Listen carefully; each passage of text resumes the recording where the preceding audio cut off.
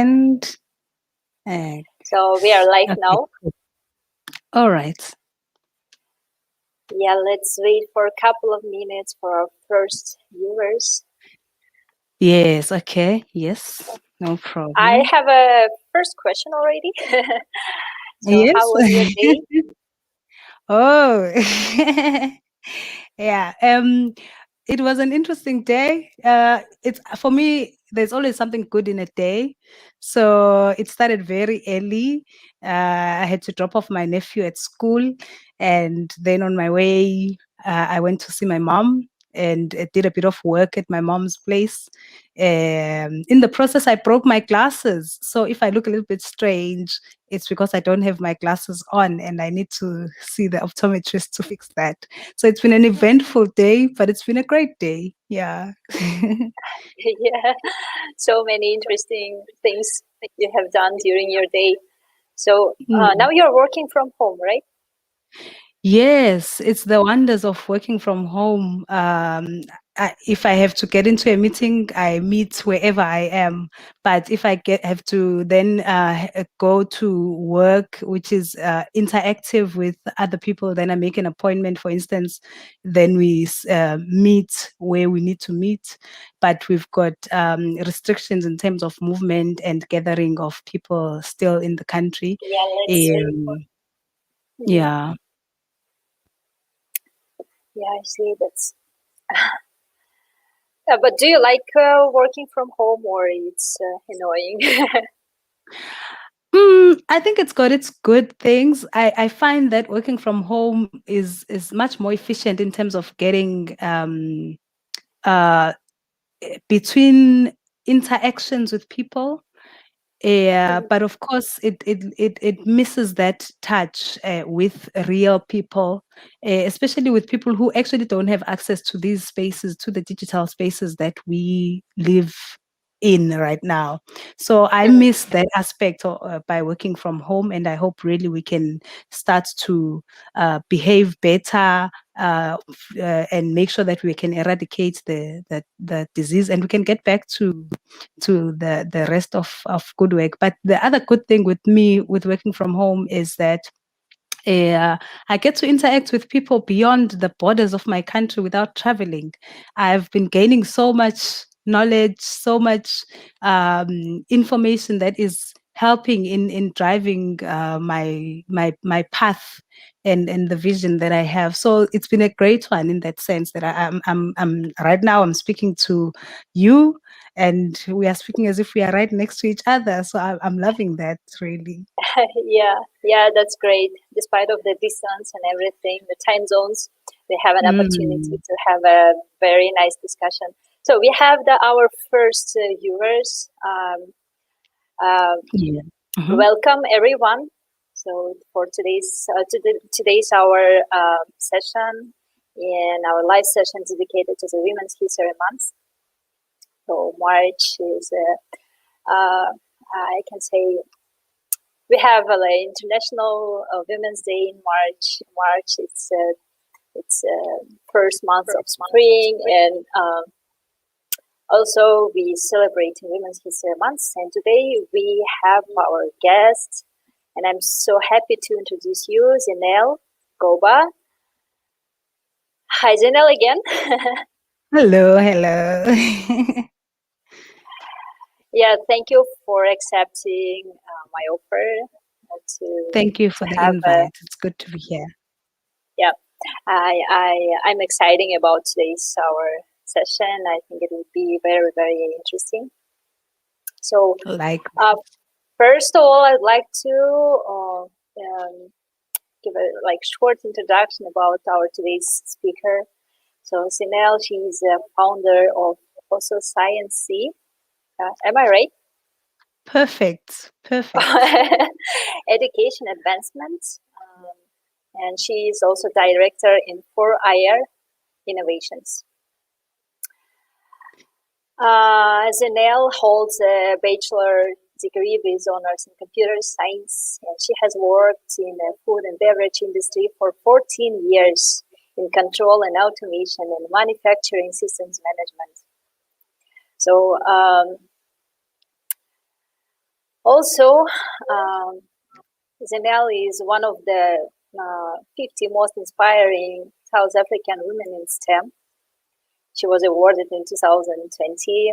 And in 2020, she was also selected as an emerging leader in STEM among the 108 women in TechWomen program.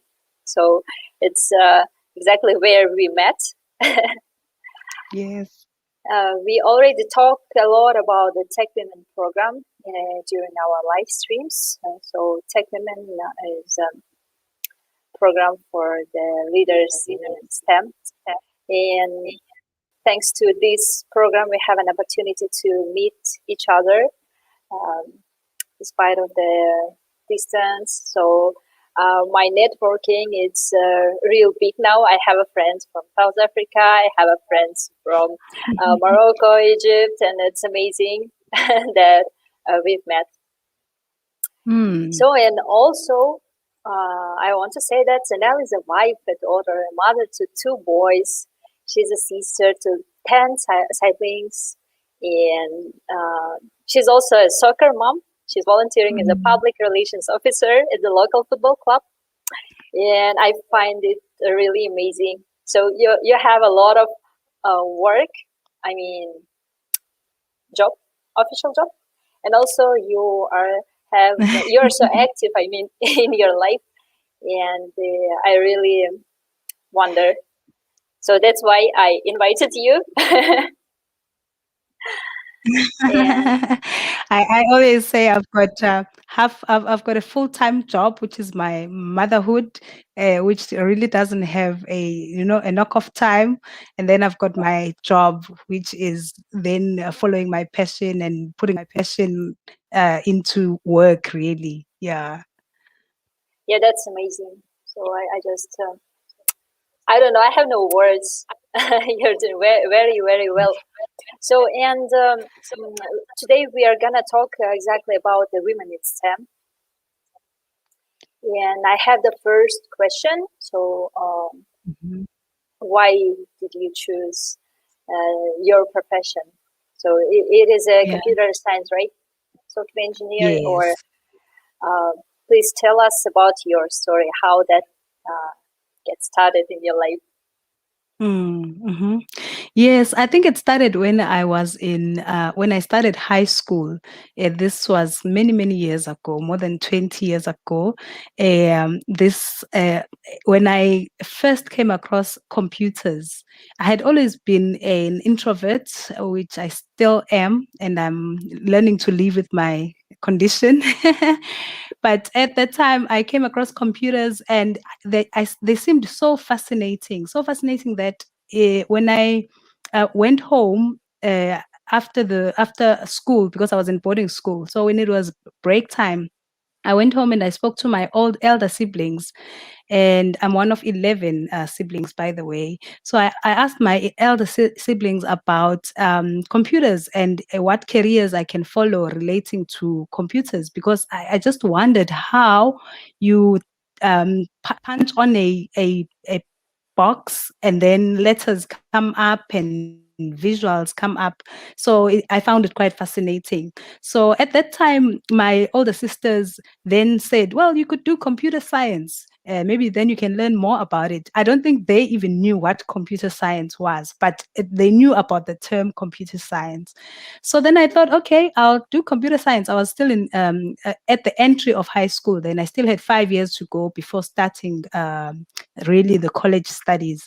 So but as I went through high school, I really found that I enjoyed maths, I enjoyed science, I enjoyed doing experiments, and we entered expo competitions with my classmates. So we were getting that practical exposure to science and technology, and it was always really feeding on my curiosity about life around us and how things work around us, not just about the computers. So then as I continued with my high school, I decided that maybe at some stage I thought maybe I like geology because I like things in the earth and understanding, the structures of rocks. I was enjoying geography at that time, and I thought geology was all about geography. And then at some stage, I thought, no, I want to do actuarial science because I was enjoying maths. But at the back of my mind, the computer science still remained. And when I got to matric, which is the final year of high school, then it was a time when I had to decide what do I take. Computer science had always been there. And when I went to a symposium at a university in my matric year, that's when actually I really got a confirmation that this is what I want. When I got to understand that really, when you are a computer science professional, you really build technology solutions that really help communities, that help society, that solve problems that exist around us. So to me, it resonated because the community that I came from and had a lot of development that it still had to go through. And I thought, well, we could actually maybe come up with a whole lot of solutions for our communities. So maybe using technology. Of course, I didn't know much about it at that time. So I decided, let me go for it. And then I decided to enroll for computer science at UCT. I combined it with computer engineering because I also liked electrical engineering. And I found it was a really great combination because when I then went into my career, into the working stream, I then worked as in the automation, control and automation field, although it was a wide field that included IT. So I found I was very well placed in that food and beverage sector, and I enjoyed the experience that I really got through working there. Yeah, but at some stage, then I thought, well, I need to get more. I was always the only girl in the teams. In my graduation class, I was one of 26 graduates, and I was one of two girls. And for me, it wasn't really a privilege. It felt like it was a challenge that we need to do something about, and it became more of a challenge as I got to the working. And as I started working, because then I thought it can't be that there aren't any women. It can't be that there aren't any women who can do this work, but we are just not getting any into the field. That's when I then decided, you know what, I need to either complain and sit back or complain and then start doing something about it. But the problem is much bigger than just getting them at university. It's about getting them to understand STEM and what STEM is, what and what they can do to really take advantage of STEM and make it work for the greater good. So then I decided to start working with primary school learners to get them to understand the value of science, the value of technology, use them to innovate solutions for society. So then I took the leap about 2 years ago to start my NPO, the also Science Education Advancement, and start working with primary school learners in different, especially in the underserved areas. And we are looking really forward to growth and more impact. Yeah, that's great. I had a question about the situation, gender situation in your group, but you already mentioned about it. So Yeah. but was it difficult for you? So when you are like among only the guys, how do you feel? To be honest, it wasn't difficult. I know that sometimes it does get experienced as difficult. I usually see tough situations as opportunities to learn something new. So it wasn't really difficult. I actually didn't even feel maybe inferior in any way. It might have to do with the fact that my father, when he raised us, he actually never really separated girls from boys to say this is what girls can do and this is what they cannot do. He really raised us as his children who do anything and any potential you can just push to reach. So I think that contributed to me not really feeling out. But when I got to the working environment, then I could feel that it was a little bit tougher there because I was working with highly experienced individuals who felt that they had power and superiority over me as a young person, me as a Black person, and me as a young woman. And it did feel that now I need to work a little bit harder. I need to build on my resilience skills and, find ways to win in the situation without having to prove myself. Just doing what I do and doing it best. Of course, you would hear comments like, "Oh, I didn't know you could do this so well." And you see, those have subliminal messages that actually I didn't think you were capable, but well, you've proven me wrong. So it was tough in that sense, but I learned a lot of lessons, and I learned that actually sometimes you just need to educate people about the potential that lives in everybody, and that the potential does not depend on you being a girl or boy, being 50 years old or 20 or 10. Everyone has a certain potential that must be just tapped, and we must allow them to really turn it into value. Yeah. Yeah, yeah, that's true. I am absolutely agree with you. But sometimes the girl, they feel maybe not enough confident to choose the STEM professions here, for example. So my next question is about what about the current situation in South Africa? So do you Mhm, see mhm. the difference between like 20 years ago and now? Um, does the number of girls who are choosing the STEM professions are increased? Mhm. That's a very good question because there are a lot of efforts towards improving the representation of girls in STEM. Currently, of all STEM professionals, only 23% are women. And when you look deeper into that, you find that a much lower percentage is people who come from underprivileged backgrounds. So, and the underprivileged backgrounds are a majority in our country. So that means our majority is underrepresented in the field of STEM. Uh, of course, a lot has changed. Um, Now, in a computer science class, more than two girls out of 26 people graduate. So there's a much higher percentage of graduates in the STEM fields, and that's a good thing because it means we are making progress. We still have a long way to go, and I find that the progress is being made in certain pockets, in certain areas, and this speaks to the divide that we are experiencing, the digital divide that we find ourselves on either side of, where our underserved areas, underprivileged areas remain further and further back, while the privileged areas then starts to move ahead. So we are finding more representation, but coming more from the privileged areas.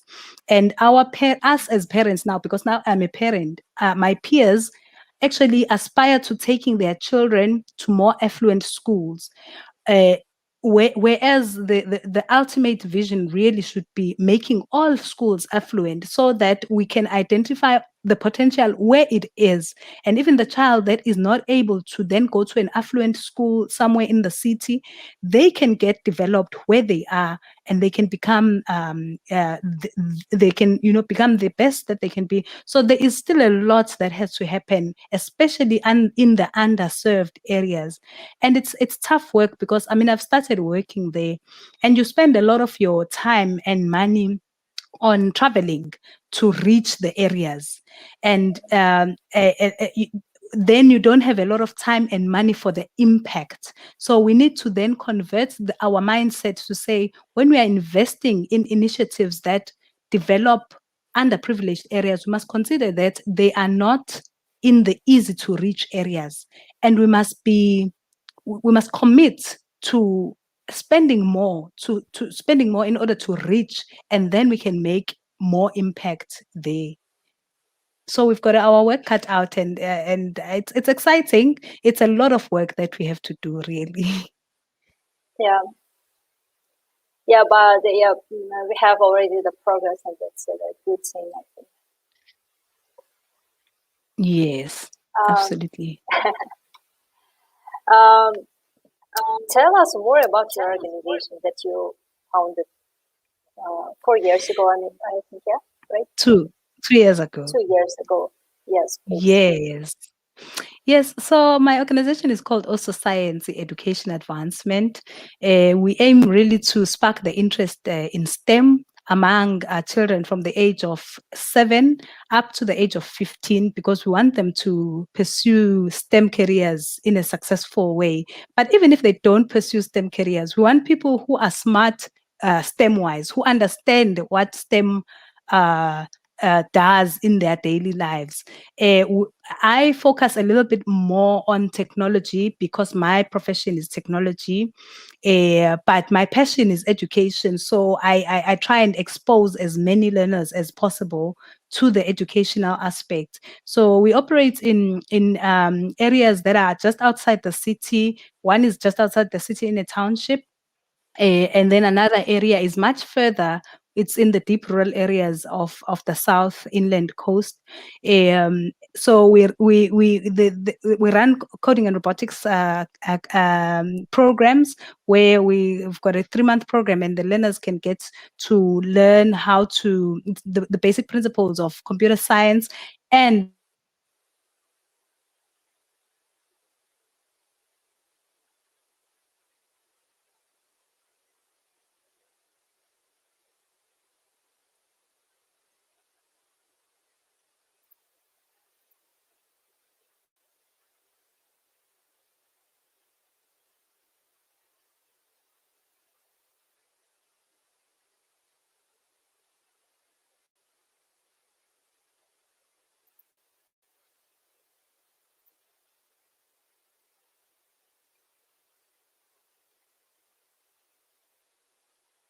It seems like we lost the connection.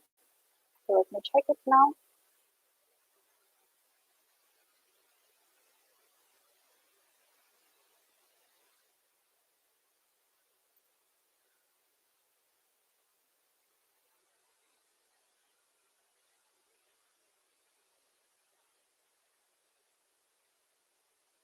Yeah, unfortunately, Zinel, I think she has a bad connection. So we'll wait for a couple of minutes. I think she solved the problem with internet connection and will join us as soon as it's possible. So please ask your questions and leave it in the comments.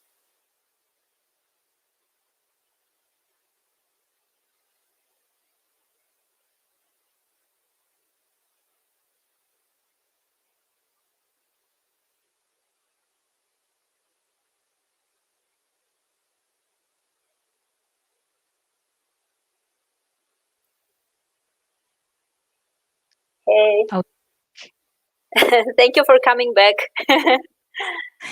yes, I saw we just got cut there. I'm not sure what happened. Yeah, I But think I just it waited was a for it connection. to reconnect us. Yes. Hmm.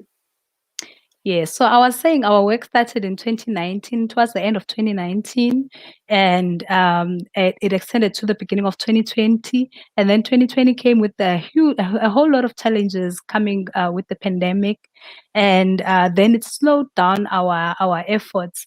But it hasn't really stopped. So we keep moving slowly. We are finding other ways to reach our target audience because it's very easy to reach those who have the internet access and the networks, but we need to reach our target audience that really doesn't have all these means in a safe manner that protects them and protects us from the spread of the coronavirus. So this year promises to really give us better opportunities to reach out and to make that impact that we really want to make.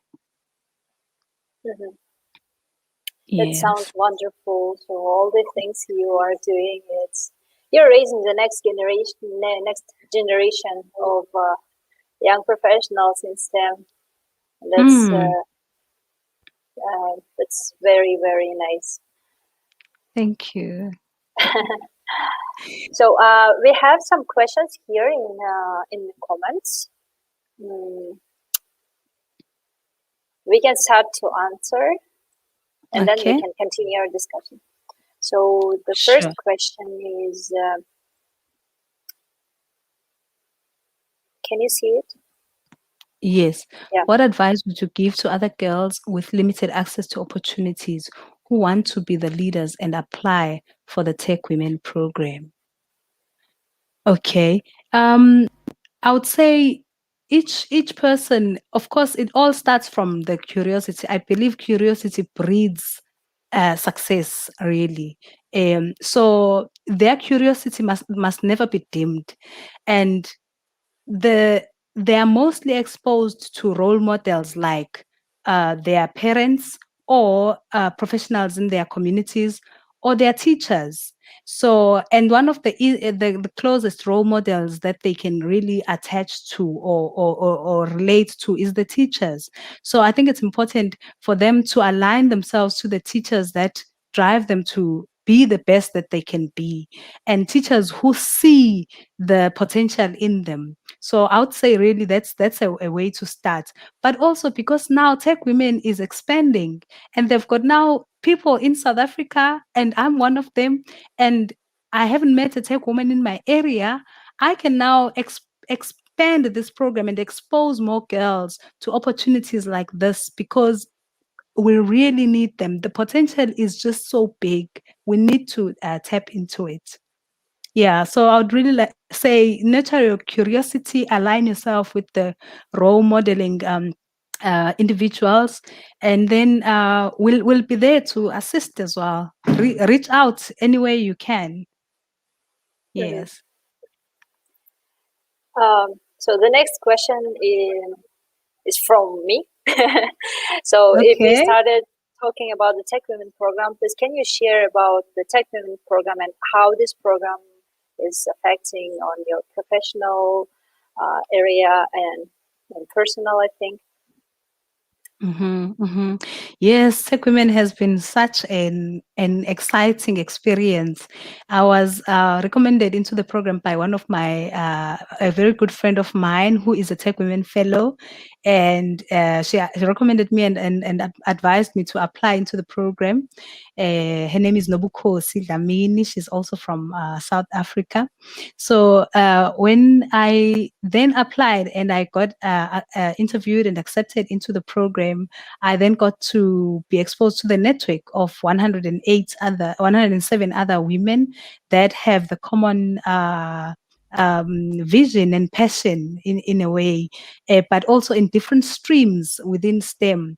And for me, that has really sort of assured me of the path that I'm in. It has also provided me with the support because it came at the perfect time when I just got into STEM empowerment work, and it's giving me the right foundation to drive my this mission in a successful manner. So I find that opportunity is really great. Tech Women also offers a very structured program that has coaches, and our coaches are amazing. They've made us do things that we never thought were possible, without pushing us, without forcing us, by just tapping into what they identify in us, which we might not really see in ourselves. So it's got coaches that are quite professional and very capable, and then also we've got professional mentors. I'll be mentored by my mentor from LinkedIn, Shweta, and I'm looking forward to starting this relationship with her and growing beyond that.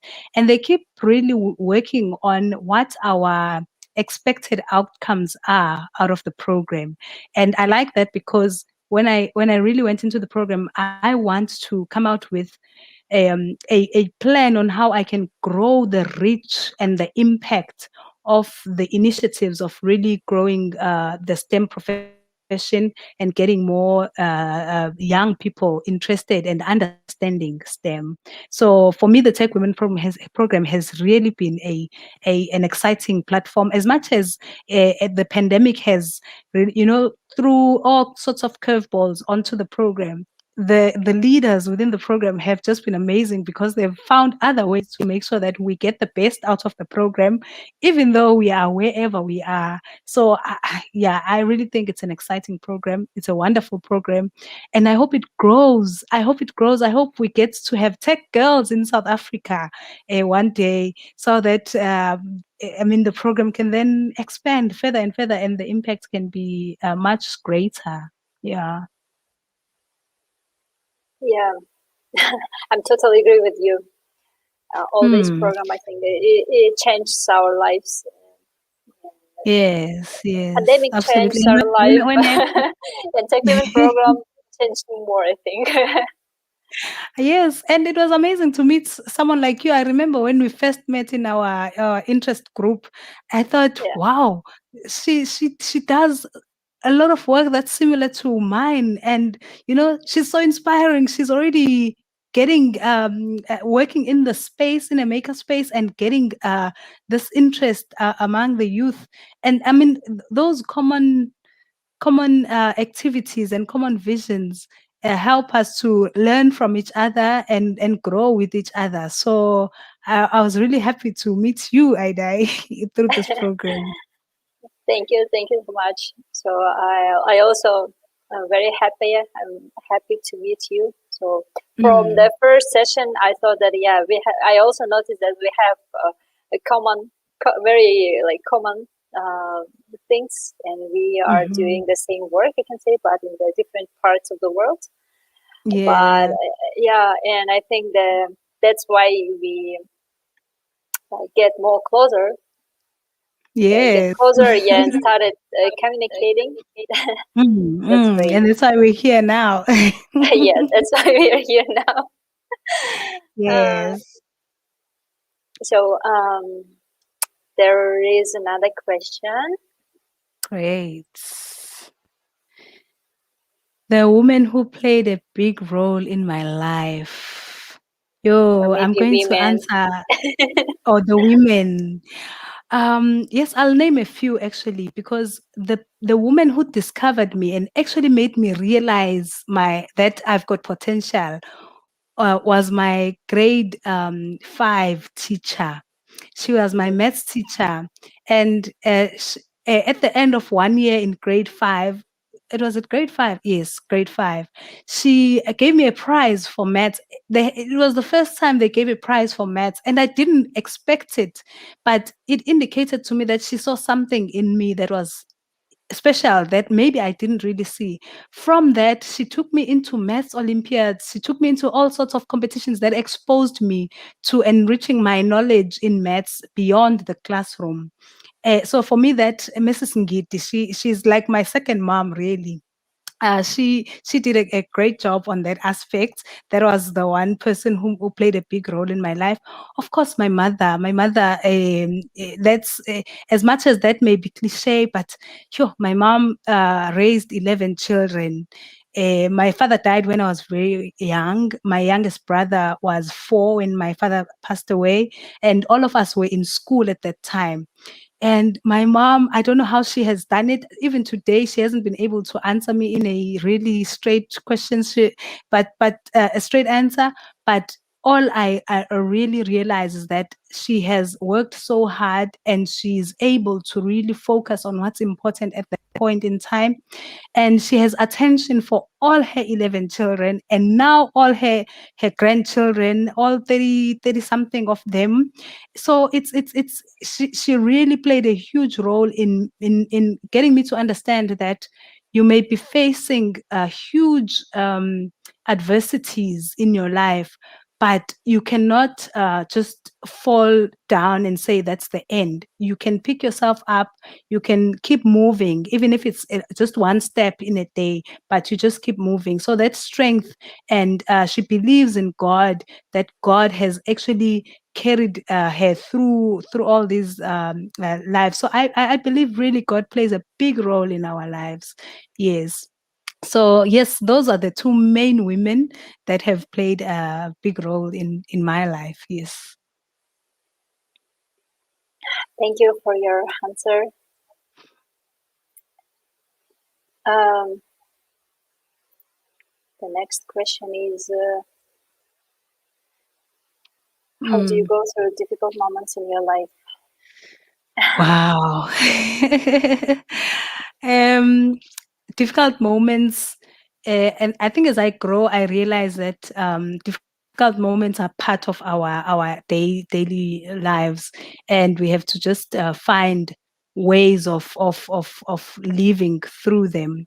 Once I was in high school and our teacher was motivating us, and she said something quite interesting, which I still remember and I keep quite front of mind. She said, when you're coming across a difficult situation or a difficult person, you must always think of sandpaper and wood. That when you grind a piece of wood, when you rub it with sandpaper, the sandpaper is very rough. And if the wood had any feelings, really, it would say, "I'm struggling here. Somebody's trying to kill me."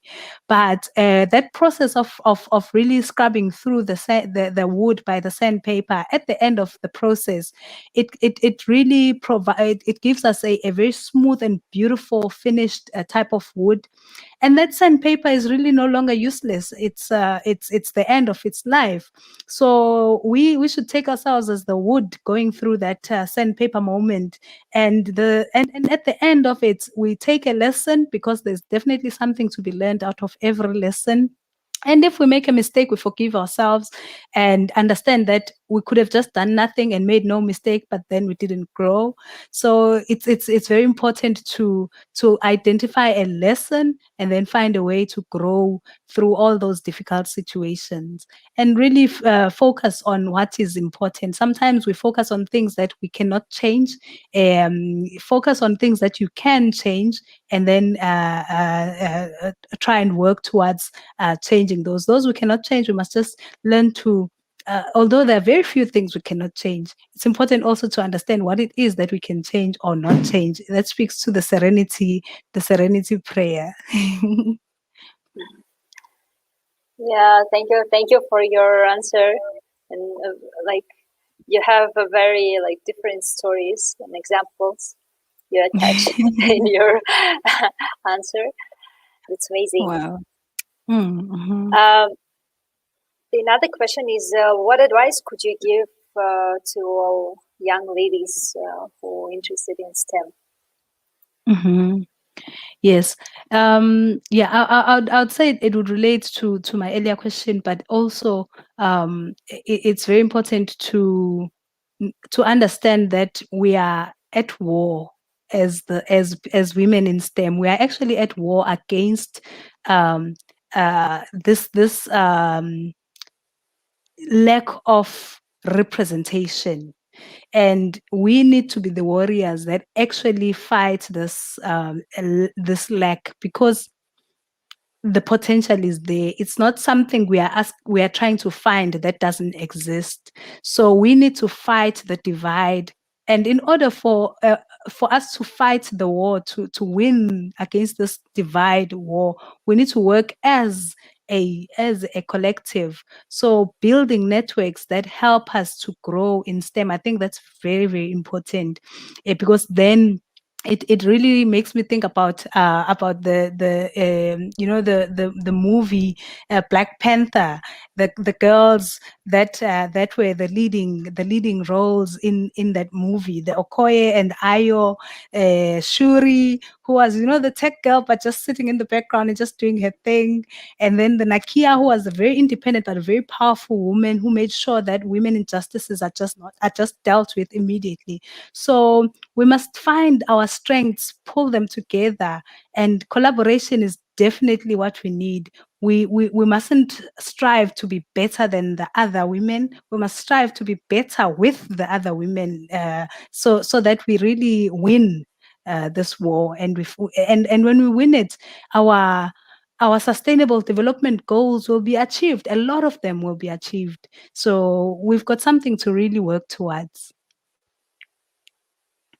Wow, so inspiring, Janelle, how you're doing it. Thank you. You're doing it great. Yeah, it's work in progress. It's work in progress. We keep learning. As if we always allow ourselves to learn something new, we keep growing. So I'm learning. I'm learning a whole lot of things. And sometimes I feel like I said I'm an introvert. Sometimes I just feel that it's a little bit too much. But then I always ask myself, what's the worst that could happen?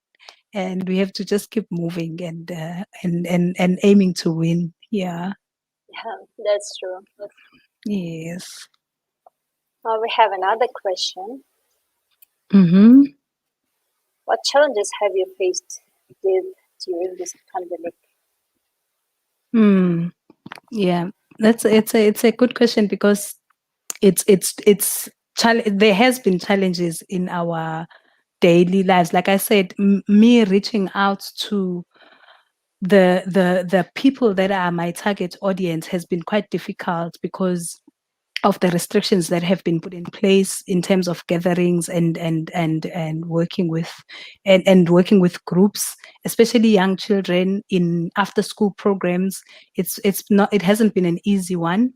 Um, but we are working around those challenges and finding ways to make sure that we can interact in a safe manner. So the pandemic has slowed down our initiatives, but it has also given us opportunities to find different ways of doing things without immediately thinking we must just go online, because the people that we work with are not able to go online. There are huge infrastructural challenges that need to be sorted out in order for that to happen. So it's been a tough one, I must really admit. But we don't give up yet. We keep working towards it. We keep looking to say maybe we need to invest more to make sure that the far to reach areas, the remote areas, get this kind of privilege that we have achieved during the pandemic, to be able to really expose ourselves to international platforms without taking a flight there. And for me, that's a really a leap ahead. We now need to take everyone with us, as many people as we can with us. So that challenge has been there. We need to find different ways to make it work better. And I believe that we'll find like-minded organizations, we'll find people with the financial power to make these initiatives happen, to make us able to continue with our regular work at the spaces that we want to impact and allow work to continue. Yeah, thank you. And for Thank you you, Aida? for me. um, this pandemic showed me that um, we should be more flexible, and we are able to transform our work, our business, everything in online. So we can uh, get the courses online, we can learn online, we can work online, and Mm, I think it is. We are lucky that we have internet now. So if this pandemic situation like happened before internet, then we will be just locked at home alone without communication, and that would be really difficult. But now it is not very comfortable, I can say. So when you are mhm, mhm, not going out, you're not meeting people, that makes you um, it changed your daily routine. But I mm, think it is not the best episode which can mm, happen, mm. and I Yeah. hope that Mm. will end very soon. Yes, yes, Yeah, thank you, definitely. Aigerim, for question and for the compliment. It's a big pleasure. Thank you. We have another compliment also. Okay. Brilliant session. Keep doing great work. Our young people need leaders like you. Thank you, Zotwa. Thank you. Zotwa is one of inspiring ladies that I look up to. So thank you for that comment. Thank you for the comment, and thank you for watching our session. And another comment from my Gideon, she mentioned about the movies. Yes. It's such a wonderful movie. You know, I actually want in my club, I want to get the kids to watch that movie. Not once, maybe 3 times, then they can really start to digest it. Yeah. Yeah. Thanks for that Uh, comment. thank you, our viewers, for the comments and for being active. It's a big pleasure. Yes. And I think we can finalize our today's session. I have the last question, which related to the Women's History Month. So Okay. it sounds like power of being woman. What is it like? Your interpretation. Mm. Sure. My interpretation, the power of being a woman is really in being you and finding your strengths and making sure that your strengths are coming through and they breed the results. We are not in competition with men. We actually work in collaboration with men and with other women. So we've just got different ways of approaching the life. Women make very good leaders. Women they can really turn a difficult situation into something wonderful. They can turn something that doesn't look like it has any future into something that could have never been imagined. So the power or real of being a woman is being you and finding your strengths and making sure that those strengths breed the results. Wow, that is really brilliant. Thank you. um, Thank you so much, Senele, for having time and joining our today's live session. Um, I really enjoy our discussion. Thank you so much. Thank you for inviting me. It was a lovely discussion. Yes, I look forward to more chats with you and to Yeah, meeting you in person. yeah. I hope we will meet uh, very Me very too. soon. Yeah. Yes. In the Thank you very meantime, much. we get down to work, okay? We keep working, grow women in Yeah, STEM. yeah. We should do continue doing what we are doing and Yeah, involve as much girl we can in yeah, STEM. definitely. Yes. Thank you so much, Aida. Thank you. Virtual hugs. You are Yeah, so inspiring. Thank you for our today's session. thank you. Have Yes, a thank you good so much. day, Thank you evening. for the time. Is it evening already, right? Mm-hmm. It's afternoon, hey? It's Ah, very hot outside. Yes, it's just before 3 in the afternoon. So I still have okay. quite You have a the bit whole of the day. day. Okay, okay. Have a good day Yes. then. Thank you. You See too have a you. great evening. Thank you so Okay. much. Bye.